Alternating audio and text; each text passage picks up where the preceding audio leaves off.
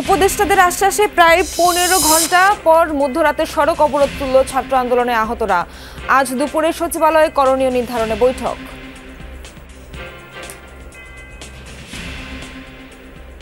আমরা আমাদের যে ব্যর্থতা আছে, আমাদের যে ঘাটতি আছে, সেখান থেকে আমরা শেখার চেষ্টা করছি। আপনারা যে রেগে আছেন, আপনারা যে কষ্ট পাচ্ছেন, ক্ষোভ পাচ্ছেন, তো খুবই স্বাভাবিক। আলোচনার মাধ্যমে একটা পেপার রেডি হবে, পরিকল্পনা হবে, কিভাবে এই ব্যবস্থাপনা হবে আপনাদের প্রস্তাবনার ভিত্তিতে।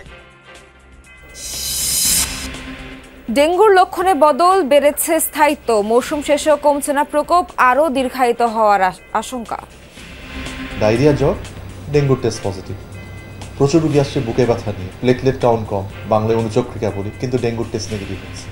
ডেঙ্গু রোগীদের হাত পা ফুলে যাচ্ছে, যেটা আগে ছিল না। বিগত সরকারের আমলে টেলিকম খাতে ব্যাপক অনিয়ম, দুর্নীতি, লুটে নেওয়া হয় 7,500 কোটি টাকার সুবিধা। অনুসন্ধানে নেমেছে বিটিআরসি। বিশ্বের বিভিন্ন জায়গায় কল টার্মিনেশন রেট, তার মধ্যে বাংলাদেশের কল টার্মিনেশন রেট মনে হয় one of the lowest. So এই ট্যারিফটা কতটুকু বৃদ্ধি করা যাবে বা আদৌ বৃদ্ধি করা যাবে কিনা, জিনিসটা একটা স্টাডির ব্যাপার। এই স্টাডিটা আমরা শুরু করেছি। নেপাল ও ভুটান থেকে জলবিদ্যুৎ আনতে কাজ করছে সরকার। দক্ষিণ এশীয় গ্রিড তৈরিতে গুরুত্বারোপ প্রধান উপদেষ্টার।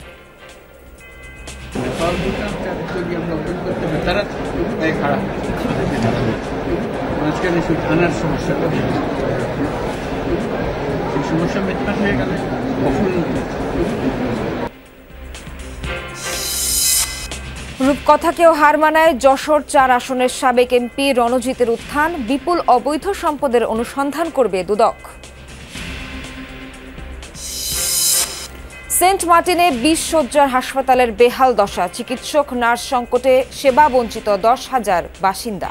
আমাদের এখানে কোনো ধরনের চিকিৎসাই হয় না, কোনো ডাক্তারই নাই, এখন তো কোনো ধরনের ডাক্তারই নাই। একটা মেয়ে এসপি বোর্ড না থাকার কারণে খুব কষ্ট করে ট্রলার নিয়ে টেকনা পড়াইছে। যুক্তরাষ্ট্রের নবনির্বাচিত প্রেসিডেন্ট ডোনাল্ড ট্রাম্পকে হোয়াইট হাউসে স্বাগত জানালেন জো বাইডেন। শান্তিপূর্ণভাবে ক্ষমতা হস্তান্তরের আশ্বাস।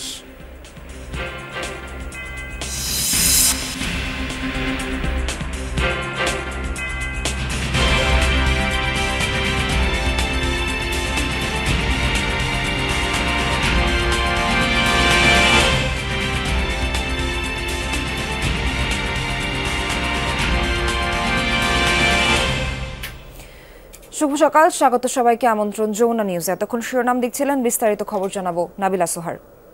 অবশেষে উপদেষ্টাদের আশ্বাসে প্রায় 15 ঘন্টা পর রাজধানী থেকে সড়ক অবরোধ তুলল জুলাই আগস্ট আন্দোলনের আহতরা। এ সময় যথাযথ চিকিৎসা নিশ্চিতের আশ্বাস দেওয়া হয়। করণীয় ঠিক করতে আজ দুপুর 2টায় সচিবালয়ে আহতদের সঙ্গে কয়েকজন উপদেষ্টার বৈঠক হওয়ার কথা।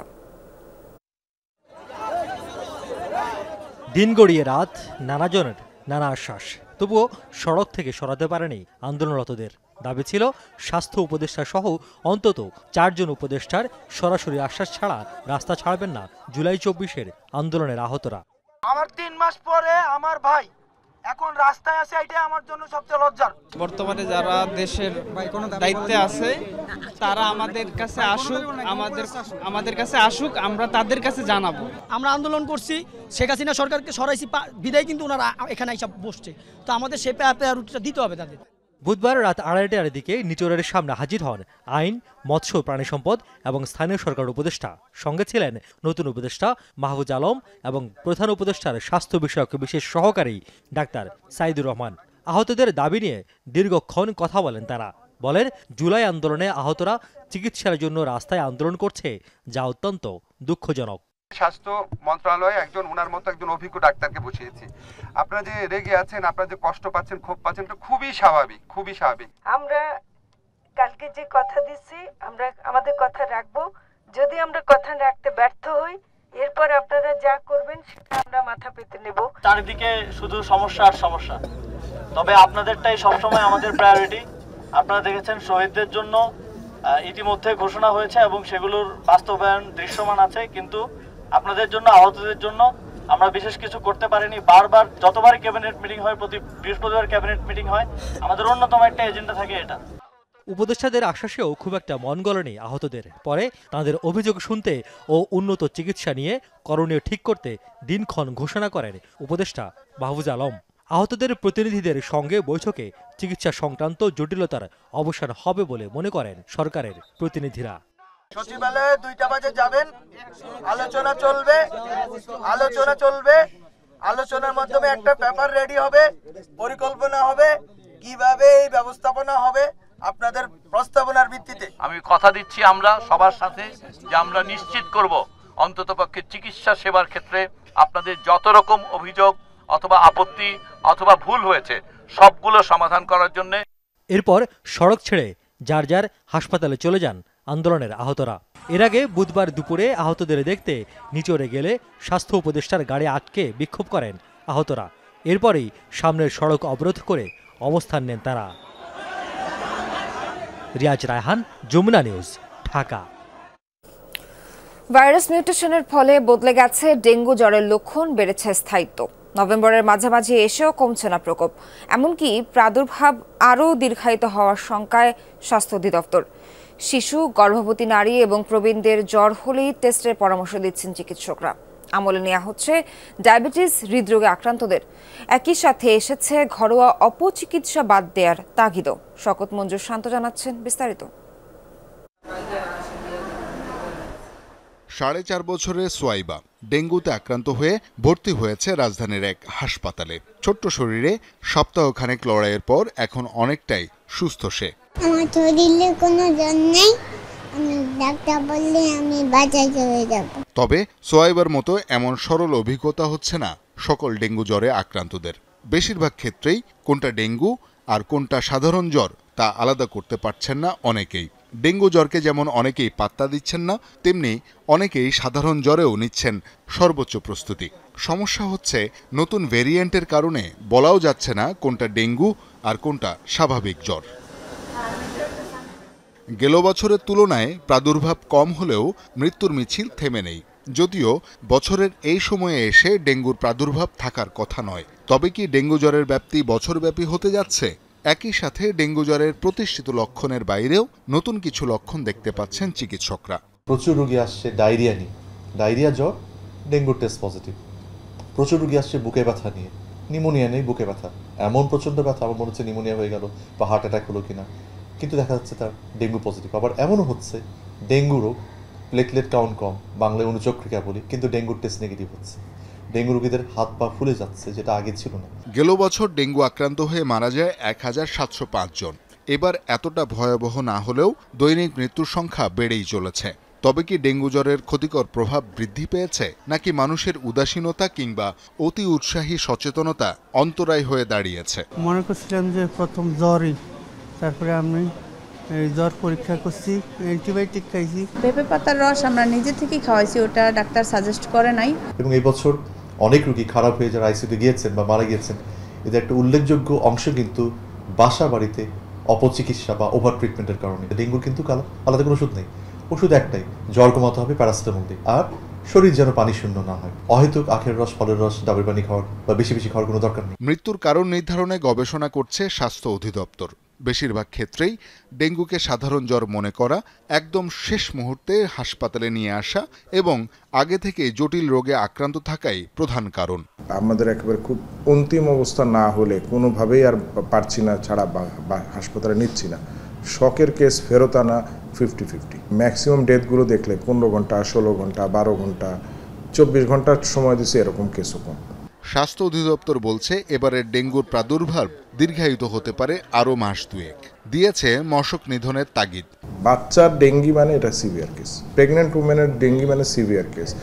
এখনও রাজধানী সহ সারা দেশেই এডিস মশার লার্ভা পাওয়া যাচ্ছে।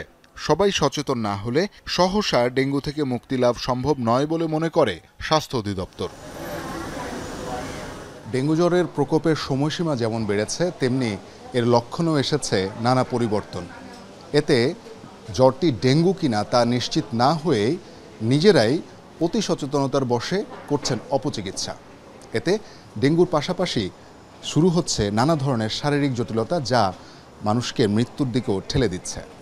চিকিৎসকরা বলছেন যে কোনো ধরনের জ্বরের ক্ষেত্রে চিকিৎসকের পরামর্শ নিতে হবে। শওকত মঞ্জুর শান্ত, যমুনা নিউজ, ঢাকা। গেল ১.৫ দশকে শেখ হাসিনা সরকারের আমলে অনিয়ম ও অভয়ারণ্য হয়ে ওঠে টেলিকম খাত। সালমান সিন্ডিকেটের প্রভাব বলয়ে বন্দী হয়ে পড়েন কর্মরতরা। বেসুমার অনিয়ম আর দুর্নীতির মাধ্যমে লুটে নেওয়া হয় ৭.৫ কোটি টাকার সুবিধা।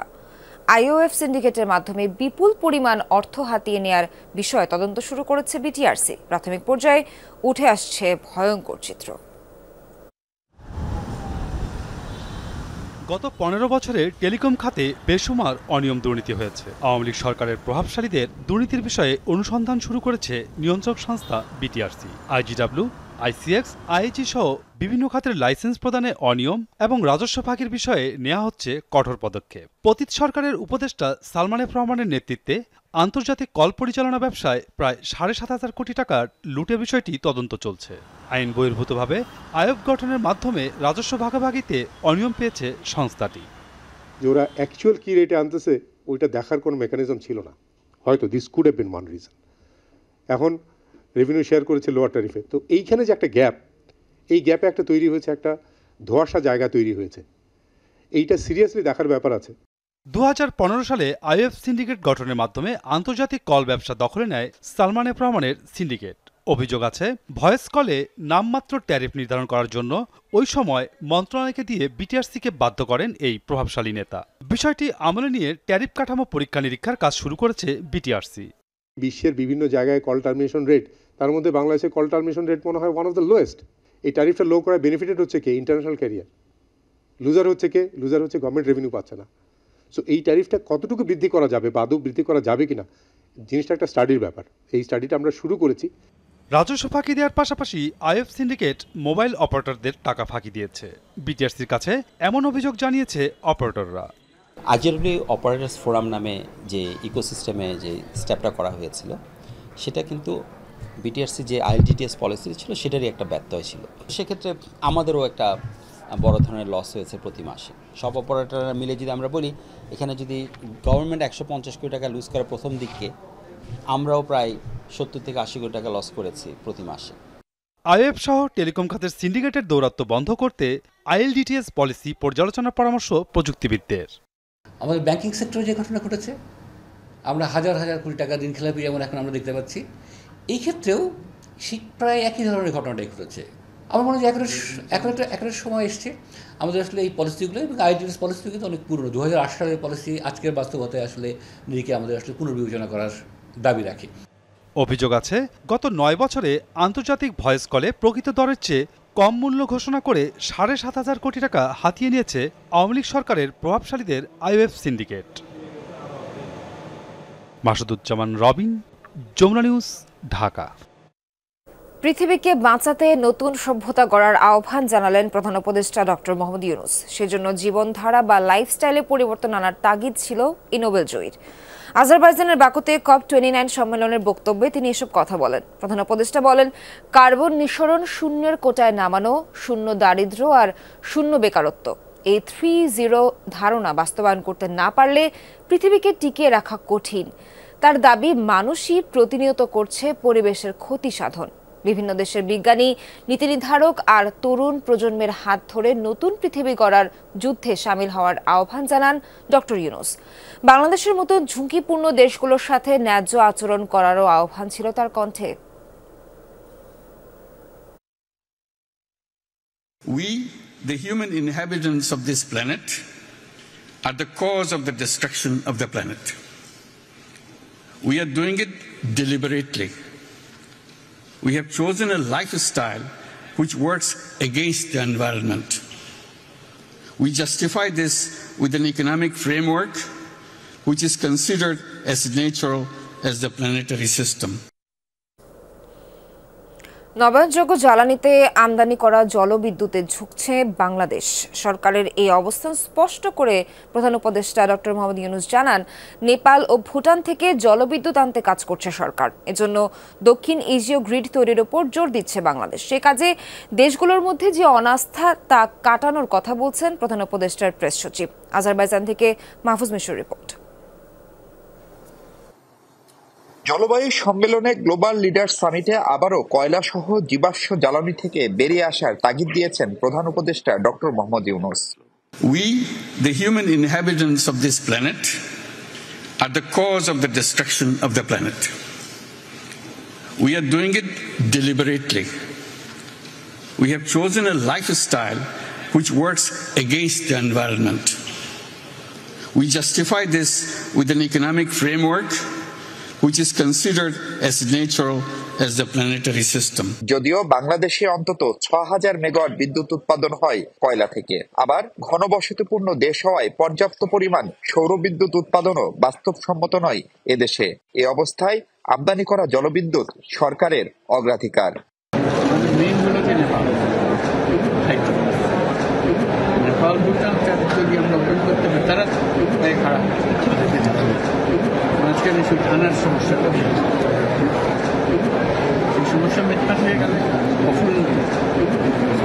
অবশ্য এরই মধ্যে নেপাল থেকে ৪০ মেগাওয়াট জলবিদ্যুৎ আমদানির বিষয়টি চূড়ান্ত করেছে সরকার। নেপালের পাশাপাশি ভুটান থেকেও আমদানির সম্ভাবনা উজ্জ্বল, তবে সেজন্য লাগবে ভারতের অনাপত্তি।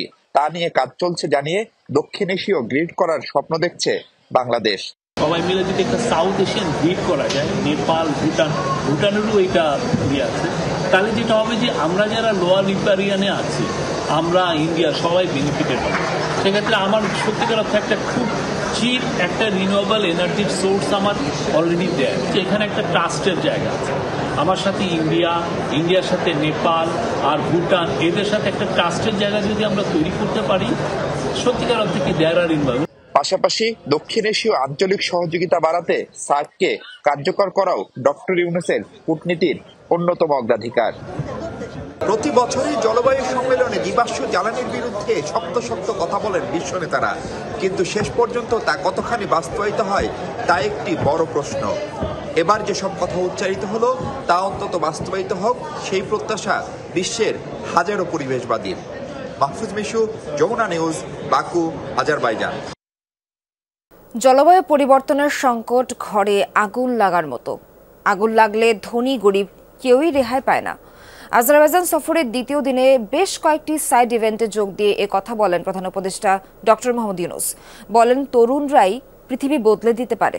ডোনাল্ড ট্রাম্প দ্বিতীয় দফায় দায়িত্ব নেওয়ার পর জলবায়ু ইস্যুতে যুক্তরাষ্ট্রের ভূমিকা কি হয় তা জানতে 2 থেকে 3 মাস অপেক্ষার পরামর্শ দেন ডক্টর ইউনূস। বাকু থেকে বিস্তারিত জানাচ্ছেন আহমেদ রেজা। সফরের দ্বিতীয় দিনে আনুষ্ঠানিক বক্তব্য শেষে বেশ কয়েকটি সাইডলাইন ইভেন্টে যোগ দেন প্রফেসর ডক্টর মোহাম্মদ ইউনূস। বাংলাদেশ সরকার আয়োজিত তরুণদের এক সেশনে তিনি বলেন, বাংলাদেশে তরুণদের সংখ্যা বেশি, তাই সেই দেশ কখনোই গরিব হতে পারে না। And everybody will be given a task. What kind of work you want? That's very important. Once you want something, only then you activate yourself to make it happen. You have to dream. If you want to dream about your life, what should the world be like when I'm 84? জলবায়ু ইস্যুতে যুক্তরাষ্ট্রের ভূমিকা কি হবে তা নিয়ে এখনই মন্তব্য করতে রাজি হননি প্রধান উপদেষ্টা। এ বিষয়ে ডোনাল্ড ট্রাম্প দ্বিতীয় ভার্সনের অবস্থান বোঝার জন্য 2-3 মাস অপেক্ষার পরামর্শ দিলেন তিনি। বলেন, তরুণরা আস্তে আস্তে জীবাশ্ম জ্বালানি ব্যবহার বন্ধ করলেই 3-0 পরিকল্পনা বাস্তবায়ন সম্ভব। দ্রুত সংখ্যার মধ্যে যাচ্ছি না, আমরা আগে দেখি। আমি একটু আগে বলছিলাম যে আমরা ডোনাল্ড ট্রাম্প 1.0 দেখেছি, তার স্বভাব চরিত্র, তার কথাবার্তা শুনেছে। আমরা ট্রাম্প 2.0 দেখিনি, আসুক না, তার কয়েক মাস সময় দেওয়া, আস্তে আস্তে আসুক, সে কি চরিত্র নিয়ে আসে, কি পলিসি নিয়ে আসে, দেখি তার পরিবর্তন হয়েছে কিনা এর মধ্যে, সেটা দেখতে হবে। জলবায়ু সংকটকে ঘরে আগুন লাগার মতো সংকট হিসেবে আখ্যা দেন প্রফেসর ইউনূস। বলেন, এই সংকট থেকে কেউই মুক্ত নয়। জলবায়ুর সমস্যাটা হলো আমাদের ঘরে আগুন লাগার মতো। ঘরে আগুন লেগেছে, এখন ঘরে আগুন লেগেছে, এটা বড় লোকের ঘরে চলছে না গরিব লোকের ঘর, সেটা তো না, ঘর একটাই। এই পৃথিবী পড়ে গেলে সেখানে ধনী দেশও করবে, গরিব লোক দেশও করবে। কাজে তাদেরকে সেই সতর্কতাটা দেওয়া, এটা ঘর একটা, পৃথিবী একটা। তুমি মনে করো না যে তুমি দুনিয়ার মধ্যে বেঁচে থাকবে আর গরিবগুলো শূন্য হয়ে যাবে, তাই। দিনব্যাপী নানা আয়োজনে প্রফেসর ইউনূসের 3-0 থিওরি বাস্তবায়নে তরুণদের অংশগ্রহণের গুরুত্ব আবারও মনে করিয়ে দেন প্রধান উপদেষ্টা। এই পৃথিবী বদলাতে হলে সবারই অংশগ্রহণ সবার আগে জরুরি, তবে সেক্ষেত্রে তরুণরাই ভূমিকা পালন করতে পারে সর্বাগ্রে, সবার আগে। সেই ক্ষেত্রটি নিশ্চিত করতেই এবার জলবায়ু সম্মেলনে আহ্বান জানালেন প্রফেসর ডক্টর মোহাম্মদ ইউনূস। বাংলাদেশে যে ধরনের পরিবর্তন এনেছে তরুণরা, সেই আহ্বানই বিশ্বব্যাপী ছড়িয়ে দিলেন বাংলাদেশের সরকার প্রধান। Ahmed Reza, Jamuna news, Baku, Azerbaijan. নখ দন্তহীন বাঘ তকমা থেকে কবে মুক্তি পাবে দুর্নীতি দমন কমিশন? দল নিরপেক্ষ কমিশন গঠনে কতটা সফল হবে সার্চ কমিটি? এমন আলোচনা নানা মহলে। সার্চ কমিটির দেয়া তালিকা থেকে একজন চেয়ারম্যান এবং 2 জন কমিশনার নিয়োগ দেবেন রাষ্ট্রপতি। দুদক সংস্কার কমিশনের প্রধান এবং টিআইবির নির্বাহী পরিচালক ডক্টর ইফতেখারুজ্জামান মনে করেন, রাজনৈতিক প্রভাবমুক্ত থাকতে পারলে স্বাধীন কমিশন গঠন করা সম্ভব। রাজীব আহমেদের রিপোর্টে বিস্তারিত। ব্যুরো থেকে কমিশনের যাত্রায় লক্ষ্য ছিল স্বাধীনভাবে দুর্নীতিবাজ অর্থ পাচারকারীদের বিরুদ্ধে ব্যবস্থা নেবে দুদক, কিন্তু এ লক্ষ্যে সংস্থাটি বরাবরই পিষ্ট হয়েছে রাজনৈতিক প্রতিপত্তির জাতাকলে। অনেকটা শক্তের ভক্ত নরমের জম, এ প্রবাদের বাস্তব রূপ ছিল দুদক। জুলাই 24-এর গণ অভ্যুত্থানের পর আবারও আলোচনায় স্বাধীন কমিশন। সম্প্রতি আগের পুরো কমিশন পদত্যাগ করলে দুদক গঠনের দায়িত্ব দিয়ে কমিটি গঠন করে সরকার। চলতি সপ্তাহে দুদক আইন 2004-এর 7 ধারা অনুযায়ী সুপ্রিম কোর্টের আপিল বিভাগের বিচারপতি রেজাউল হককে সভাপতি করে 5 সদস্যের সার্চ কমিটির প্রজ্ঞাপন জারি করে মন্ত্রিপরিষদ বিভাগ। কমিটির অন্যান্য সদস্যরা হলেন হাইকোর্টের বিচারপতি ফারহা মাহবুব, মহা হিসাব নিরীক্ষক ও নিয়ন্ত্রক নুরুল ইসলাম, পিএসসির চেয়ারম্যান অধ্যাপক ডক্টর মোবাশ্বের মোনেম এবং সদ্য সাবেক মন্ত্রিপরিষদ সচিব মাহবুব হোসেন। দুদক সংস্কার কমিশনের প্রধান ডক্টর ইফতেখারুজ্জামান মনে করেন, সংস্থাটিকে রাজনৈতিক প্রভাব ও দুর্নীতিমুক্ত করতে বড় ভূমিকা থাকবে সার্চ কমিটির। জানালেন, দক্ষ রাজনৈতিক লেজুর মুক্ত ব্যক্তিকে কমিশনে অন্তর্ভুক্ত করার আহ্বান। কমিশন যাদেরকে নিয়োগ দেওয়া হয় তারা যেন পেশাগত দক্ষতার পাশাপাশি তাদের যেন সৎ সাহস দৃঢ়তার দৃষ্টান্ত স্থাপনের পাশাপাশি কর্মজীবনে তারা যেন কোনো প্রকার দলীয় প্রভাবে প্রভাবিত হওয়ার কোনো সুযোগ না থাকে, কোনো প্রত্যক্ষ বা পরোক্ষভাবে কোনো রাজনৈতিক দলের সাথে তাদের কোনো রাগ অনুরাগ বা এই ধরনের সম্পর্ক না থাকে, এরকম ব্যক্তি খুঁজে বের করতে হবে। যোগ্যতা সম্পন্ন না হয়ে ব্যক্তি যদি আসেন, এমন ব্যক্তি যদি আসেন তিনি তার মধ্যে কোনো বিশেষ মহলের প্রতি রাগ অনুরাগ থাকবে, তিনি কিন্তু ওই যে অভ্যন্তরীণ যে সংস্কার সেটা করতে পারবেন না বা তারা করতে পারবেন না। একই সঙ্গে দুদকের আলাদা প্রসিকিউশন টিম থাকা জরুরি বলে মনে করেন ডক্টর ইফতেখারুজ্জামান। কমিশন গঠনে সংস্কার কমিটির সরাসরি কোনো ভূমিকা না থাকলেও সার্চ কমিটি চাইলে নানাভাবে সহযোগিতার সুযোগ আছেও বলে জানান তিনি। যে দুর্বলতার ক্ষেত্রগুলো আছে তার মধ্যে অন্যতম হচ্ছে তাদের প্রসিকিউশন, এবং সেটাকে কিভাবে, এবং সেখানেও দলীয় প্রভাব, দলীয় বিবেচনায় নিযুক্ত আইন অঙ্গ, এই ধরনের বিষয়গুলোকে আমাদেরকে কিভাবে মোকাবেলা করা যায় সেগুলো নিয়ে আমরা অবশ্যই বিবেচনা আমাদের পরিচালনাতে থাকবো। তো আমাদের যেহেতু রিফর্ম কমিশন হিসেবে গঠন করা হয়েছে, আমাদের একটা সুনির্দিষ্ট ম্যান্ডেট আছে। এই কাজটা করার ক্ষেত্রে যতটুকু আমাদেরকে পারস্পরিক সহযোগিতা প্রয়োজন সেটি যেই পক্ষ থেকেই হোক সেটি আমরা গ্রহণ করবো এবং প্রদান করবো। যে কোনো সরকারের সময়ে রাষ্ট্রীয় প্রতিষ্ঠানগুলো যাতে স্বাধীনভাবে কাজ করতে পারে তা নিশ্চিতে সংস্কার কমিশন বিশেষ গুরুত্ব দিবে বলেও জানান doctor Iftekharuzzaman. Rajib Ahmed, Jamuna news, Dhaka. MP হওয়ার পর সামান্য টিনের ঘরই বদলে গেছে বহুতল ভবনে। 16 বছরে সম্পদ বেড়েছে শতগুণ। যশোর 4 আসনের সাবেক এমপি রণজিতের উত্থান যেন রূপকথাকেও হার মানায়। তার বিরুদ্ধে অবৈধ সম্পদ অর্জনের অভিযোগ বহু পুরনো। নিস্তার পায়নি সনাতন ধর্মাবলম্বীদের শ্মশানের জমিও। সম্প্রতি সাবেক এমপির সম্পদ অনুসন্ধানের সিদ্ধান্ত নিয়েছে দুদক।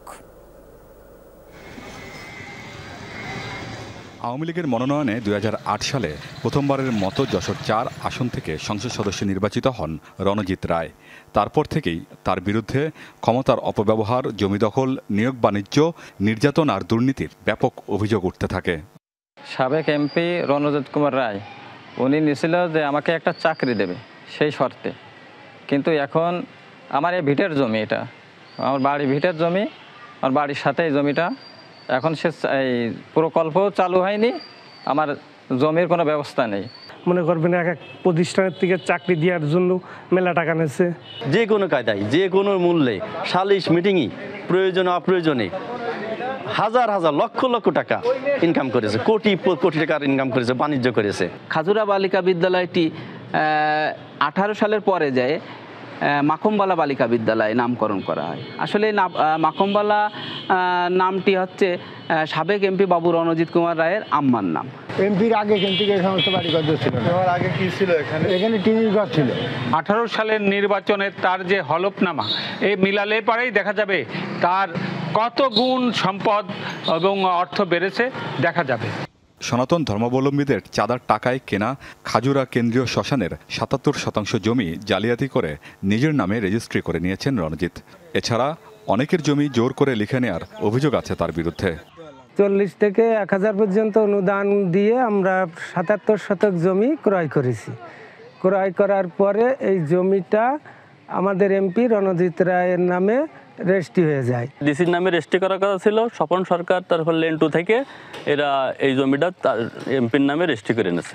এই সুবিধা পাওয়া যাবে, সেই সুবিধা পাওয়া যাবে, হ্যান ত্যান এটা করে তারপরে আলটিমেটলি তার নামেই রেজিস্ট্রেশনটা হয়ে গেল। নামে বেনামে 16 বছরে গড়েছেন বৃত্তের পাহাড়। দ্বাদশ সংসদ নির্বাচনের হলফনামায় রণজিতের সম্পদ বেড়েছে 100 গুণেরও বেশি। বিদেশে অর্থ পাচারের অভিযোগ আছে তার বিরুদ্ধে। রণজিৎ পরিবারের অত্যাচার থেকে বাদ যাননি নিজ দলের নেতাকর্মীরাও। তার ফোন, তার হোয়াটসঅ্যাপ টোটালি তার বন্ধ।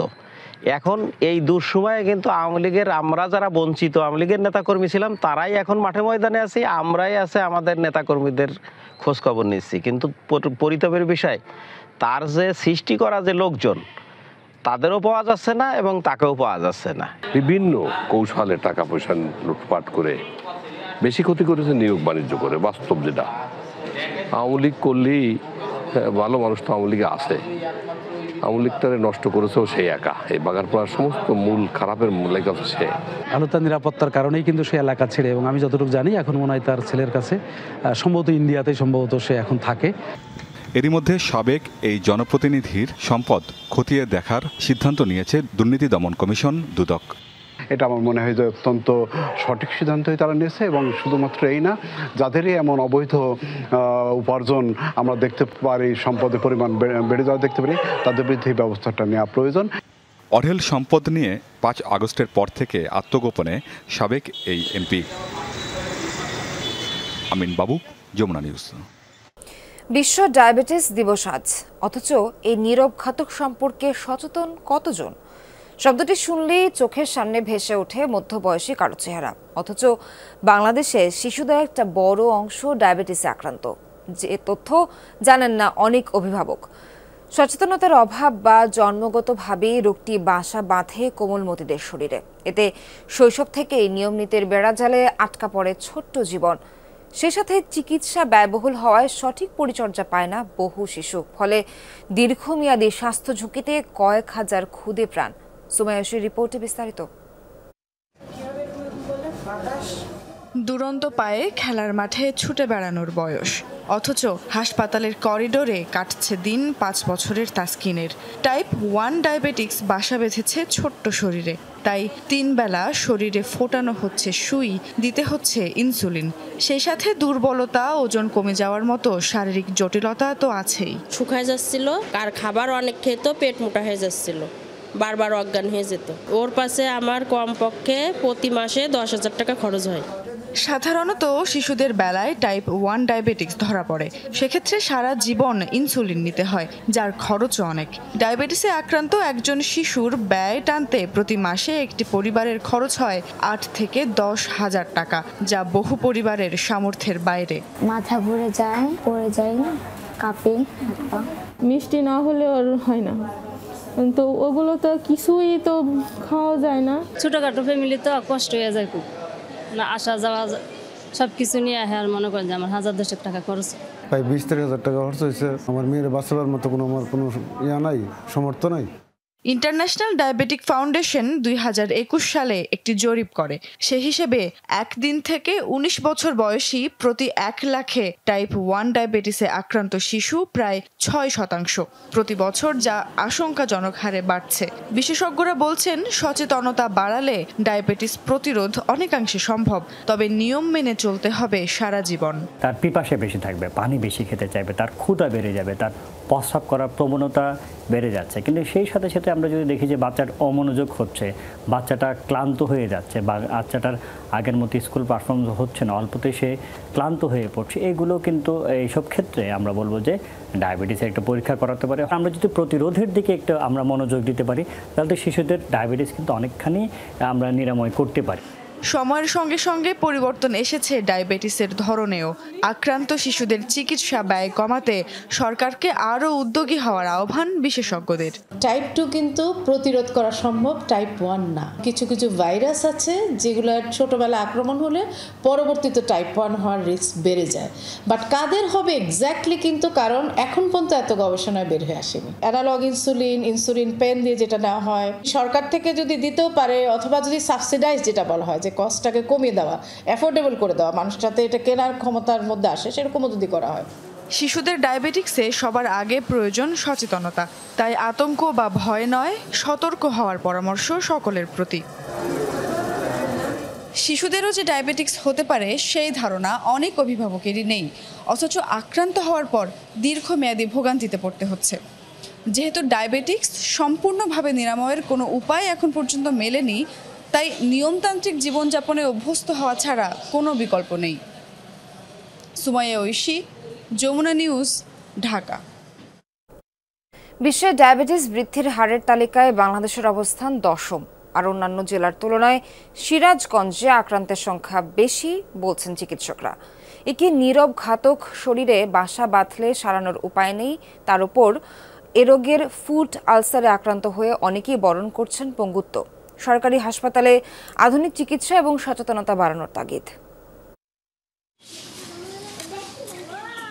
সিরাজগঞ্জ শিয়ালকোলের শিলন্দা গ্রামের বাসিন্দা শহীদুল ইসলাম জানান, 2020 সালে রাজনৈতিক মামলায় গ্রেফতারের পর পুলিশি নির্যাতনে ফেটে যায় ডান পায়ের একটি আঙ্গুল। চিকিৎসা নিতে গিয়ে জানতে পারেন শরীরে বাসা বেঁধেছে ডায়াবেটিস।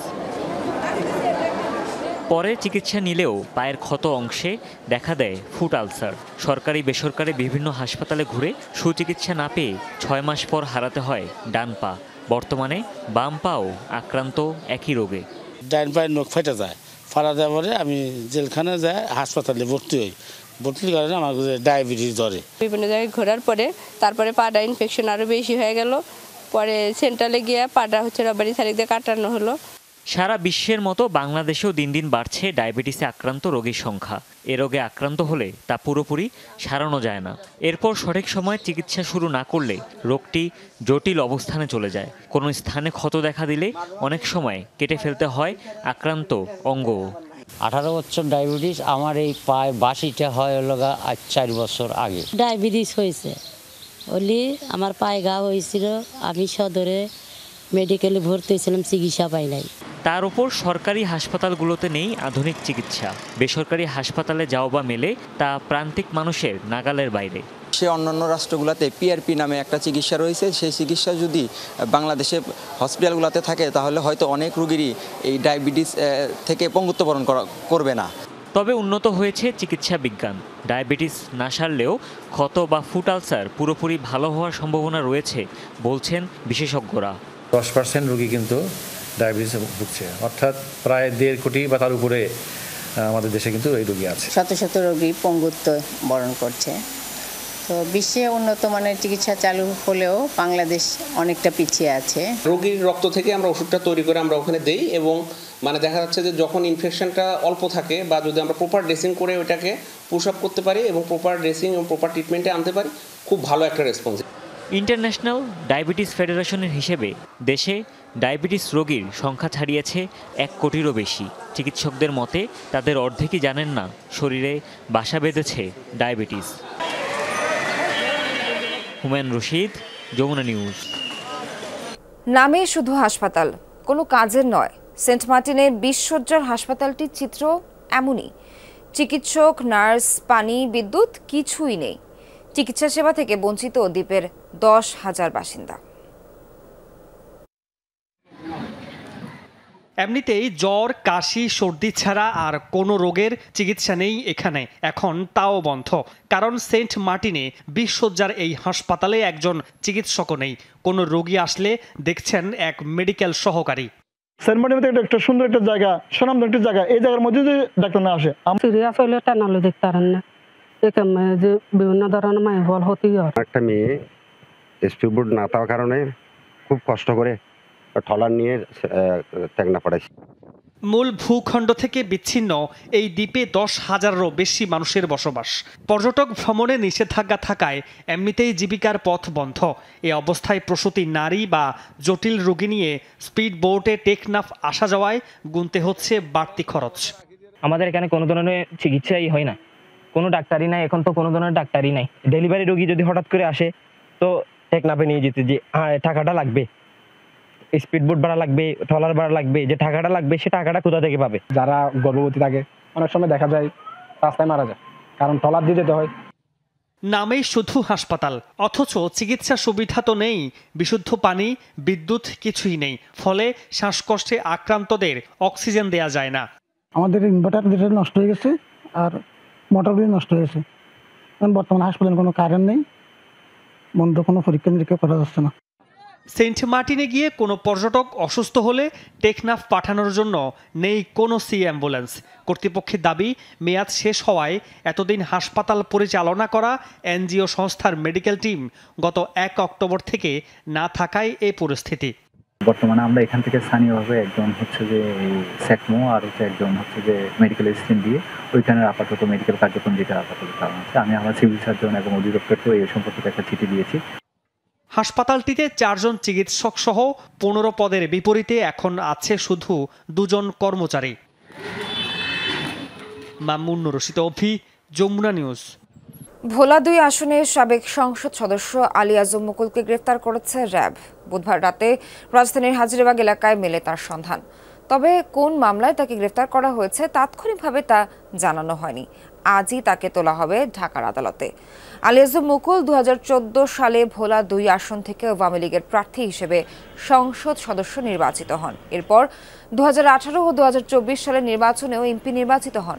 গত 5 আগস্ট শেখ হাসিনা সরকারের পতনের পর রাষ্ট্রপতি সংসদ বিলুপ্ত করলে এমপি পদ হারান তিনি।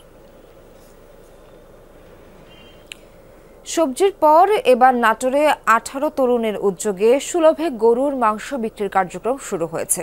জনতার বাজার নামের এই কার্যক্রম চলবে মঙ্গলবার ও শুক্রবার। প্রথম দিনই ভালো সাড়া পাওয়া গেছে। মানসম্মত মাংস পেয়ে খুশি ক্রেতারাও। নাটোর শহরে 680 থেকে 700 টাকা কেজি দরে গরুর মাংস বিক্রি করছেন ব্যবসায়ীরা। তবে 18 জন শিক্ষার্থীর উদ্যোগে জনতার বাজারে বিক্রি হচ্ছে সেই মাংস 640 টাকা দরে। নিম্ন আয়ের মানুষদের আমিষের চাহিদা বিবেচনায় 250 গ্রাম মাংস বিক্রি হচ্ছে এখানে। মঙ্গলবার সকাল 7:30টায় মাদ্রাসা মোড়ে সাশ্রয়ী দামে মানসম্মত গরুর মাংস পেয়ে ভিড় করছেন ক্রেতারা। অনেকেই সাধ্য অনুযায়ী মাংস কিনছেন এখান থেকে। জনপ্রতি সর্বনিম্ন 250 গ্রাম থেকে সর্বোচ্চ 3 কেজি পর্যন্ত মাংস কিনতে পারছেন ক্রেতারা। আমরা আসলে নিম্ন আয়ের লোক, 250 গ্রাম মাংস কোনো দোকানে দিবে না, এখানে দেওয়াতে আমি খুব খুশি। এখানে আরা গরু একটা জবাই হয়েছে এবং অত্যন্ত ভালো মাংস, এবং আমি এখানে নিয়ে নিলাম এবং কোনো পুরো হাড় হাড্ডি নাই এবং খুব যত্ন সহকারে তারা মাংসটা আমাদের দিয়েছে। অন্য জায়গার থেকে অনেকটাই দাম কম আর মাংসর গুণমান ভালো। 640 টাকা মেবি, ভালো, ওভারঅল সব দিকেই ভালো। চাল, সবজি সহ নিত্যপণ্য সাশ্রয়ী দামে বিক্রির পর এবার মাংস বিক্রির উদ্যোগ নেওয়া হয়েছে। আয়োজকরা বলছেন নিম্ন আয়ের মানুষদের জন্য তাদের এই আয়োজন। প্রথম দিনে আমাদের জনতার বাজারে যে আমরা স্বল্প মূল্যে গোস্ত দেওয়ার যে আমরা প্রকল্প হাতে নিয়েছি, সেখানে আমরা প্রথম দিনেই অনেক সাড়া পাইছি। সকল শ্রেণী পেশার মানুষই আমাদের এখান থেকে গোস্ত সংগ্রহ করছে। আমাদের উদ্দেশ্য হলো যে ফ্রেশ মাংস মানুষের মাঝে যাতে আমরা বিক্রয় করতে পারি, এই উদ্দেশ্যে আর কি আমরা এখানে জনতার বাজারে সর্বকম মূল্যে আমরা সবার মাঝে মাংস বিক্রয় করতেছি। 250 গ্রাম থেকে শুরু করে সর্বোচ্চ 3 কেজি পর্যন্ত বিক্রি করছে, যেন স্বল্প আয়ের যারা মানুষ আছে তারা যেন মাংসের স্বাদ গ্রহণ করতে পারে, এবং আমরা কোয়ালিটি ইনশিওর করতেছি যেন মানুষ সুস্থ সবল গরুর মাংস খেয়ে তাদের স্বাস্থ্য ভালো থাকে। ক্রেতাদের চাহিদা অনুযায়ী বাজারের পরিসর আরও বাড়াবে বলে জানিয়েছে এই স্বেচ্ছাসেবী সংগঠনের সদস্যরা। রাবেয়া স্মৃতি, যমুনা নিউজ। হঠাৎ করেই অস্থির চালের বাজার, এ বিষয়ে আরো জানাতে সরাসরি যুক্ত হচ্ছেন যশোরের সহকর্মী জাহিদ হাসান। জাহিদ, বলতে পারেন কি কোন ধরনের চালের দাম বেশি বেড়েছে আর হঠাৎ করে কেন এই বাড়তি দর, ক্রেতারা কি বলছেন? যশোরের যে নিত্য প্রয়োজনীয় যে দাম, সেটা ক্রেতাদের মাঝে স্বস্তি ফিরছে না। যে গত কিছুদিন ধরে যে সবজির বাজারে যে এক ধরনের দামের উদ্যোগতি ছিল, সেটা সবজির বাজারে দাম কমলেও এবার দাম বাড়াতে শুরু করেছে চাউলের বাজার। যশোরে বড় বাজারে যে চালের বাজারে প্রতি বস্তা সব ধরনের চাল 50 থেকে 200 টাকা পর্যন্ত সব ধরনের চালের দাম বৃদ্ধি পেয়েছে। 20-25 কেজির বস্তার এই অনুযায়ী। আর যদি খুচরা হিসাবে ধরি আমরা, প্রতি চালই গত এক সপ্তাহ ব্যবধানে 5 থেকে 60 টাকা বা 10 টাকা করে প্রতি কেজি চালের দাম বেড়েছে। যে সবচেয়ে যে যে মানুষের মধ্যবিত্তদের যে মোটা চাল, সেটা 60 টাকার নিচে নাই যশোরের বাজারে। মিনিকেট 80 থেকে 90 টাকা করে মানভেদে বিক্রি হচ্ছে। বাসমতি 82 থেকে 100 টাকা পর্যন্ত সব ধরনের চালের দাম বেড়েছে। এছাড়া নাজির শাহের যে চাল, সেটা বস্তা প্রতি 50 থেকে 70 টাকা পর্যন্ত সব ধরনের চালের দাম বেড়েছে। আমরা এই চালের দাম বৃদ্ধি পাওয়ার ক্ষেত্রে খুচরা বাজারের কথা বলেছি। খুচরা ব্যবসায়ীরা বলছে যে সব ধরনের চাল বাড়ার কারণে তারা পাইকারদের দোষছেন। আর পাইকারদের কাছে মিল মালিকরা দোষ দিচ্ছে যে এবছর যে চালের উৎপাদন যে মিলে না হওয়ার কারণে চালের দাম বৃদ্ধি পেয়েছে। তারপরেও যে বাজারে যে দাম বৃদ্ধি, সেটা সহজে কমবে না বলে আমাদের ব্যবসায়ীরা বলেছে। এই ছিল যশোর থেকে সর্বশেষ। জাহিদ, ধন্যবাদ আপনাকে। ক্ষমতা হস্তান্তরের ঐতিহাসিক প্রক্রিয়া হিসেবে নবনির্বাচিত প্রেসিডেন্ট ডোনাল্ড ট্রাম্পকে হোয়াইট হাউসে স্বাগত জানিয়েছেন বর্তমান প্রেসিডেন্ট জো বাইডেন।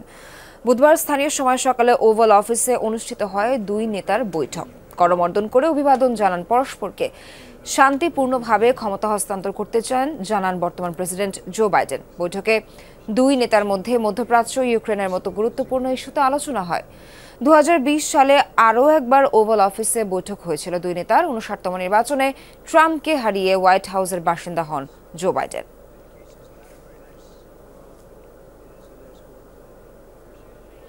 চীন যুক্তরাষ্ট্র সম্পর্কের জন্য নতুন চ্যালেঞ্জ ডোনাল্ড ট্রাম্পের নতুন মন্ত্রিসভা।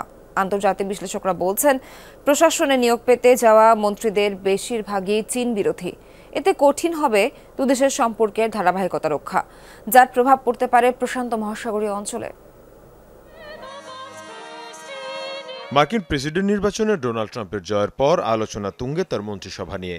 এরই মধ্যে যাদের নাম আলোচনা এসেছে, তাদের মধ্যে বেশিরভাগই পরিচিত চীন বিরোধী হিসেবে। বিশ্লেষকরা বলছেন, ট্রাম্প প্রশাসনের অধীনে কঠিন হয়ে উঠবে যুক্তরাষ্ট্র চীন সম্পর্কের ধারাবাহিকতা বজায় রাখা। ট্রাম্পের নিয়োগ দেওয়া কর্মকর্তারা আগে পরে চীন নিয়ে নানা মন্তব্য করেছেন। সেটা যদি তারা বাস্তবায়ন করেন, তাহলে চীন এবং যুক্তরাষ্ট্রের মধ্যে সম্পর্ক সমন্বয় করা কঠিন হয়ে পড়বে। কারণ দুই দেশের মধ্যে পররাষ্ট্র মন্ত্রী পর্যায়ে যোগাযোগ থাকা অত্যন্ত গুরুত্বপূর্ণ। কিন্তু মার্কো রুবিওর মতো ব্যক্তি পররাষ্ট্রমন্ত্রী হলে তা কঠিন হয়ে পড়বে। বিশ্বের মোট জনসংখ্যার 1/3 বসবাস এশিয়া প্যাসিফিক অঞ্চলে। বিশ্ব অর্থনীতির 60% পরিচালিত হয় এখান থেকে। এর পাশাপাশি মোট বাণিজ্যের অর্ধেকই নিয়ন্ত্রণ করে এই অঞ্চল। ফলে চীন যুক্তরাষ্ট্রের সুসম্পর্কের কোনো বিকল্প নেই, এমনটি বলছেন সংশ্লিষ্টরা। এশিয়া প্যাসিফিক অঞ্চলটি বিশ্বের অন্যতম গুরুত্বপূর্ণ অর্থনৈতিক অঞ্চল। একে আপনি বিশ্ব অর্থনীতির চালিকা শক্তি বলতে পারেন। আর এই অর্থনীতির অন্যতম চালিকা শক্তি চীন। তাই সবার সাথে সুসম্পর্ক রাখতে আমরা গুরুত্ব দিচ্ছি। ট্রাম্প যা বলেছেন সেটাই করেছেন। ট্যারিফের ক্ষেত্রেও তাই হবে। যেভাবে হোক না কেন, তিনি চীনা পণ্যের উপর বাড়তি করারোপ করবেনই। আর অতিরিক্ত করারোপের প্রভাব পড়বে বৈদ্যুতিক গাড়ির মতো বিভিন্ন পণ্যের ক্ষেত্রে। নির্বাচনী প্রচারণায় ট্রাম্পের ঘোষণা ছিল তিনি ক্ষমতায় আসলে বেশিরভাগ বিদেশি পণ্যের ওপর আরোপ করা হবে কমপক্ষে 10% শুল্ক। এতে কপাল পূর্বে চীনের। বিভিন্ন সময়ে দেশটির পণ্যের ওপর 60% শুল্ক আরোপের ঘোষণা দিয়েছেন ট্রাম্প। মীর মুশফিকা হাসান, যমুনা নিউজ। দর্শক, এখনকার মতো এই ছিল যমুনা নিউজ। একটু পরে আবারও ফিরছি, সঙ্গেই থাকবেন।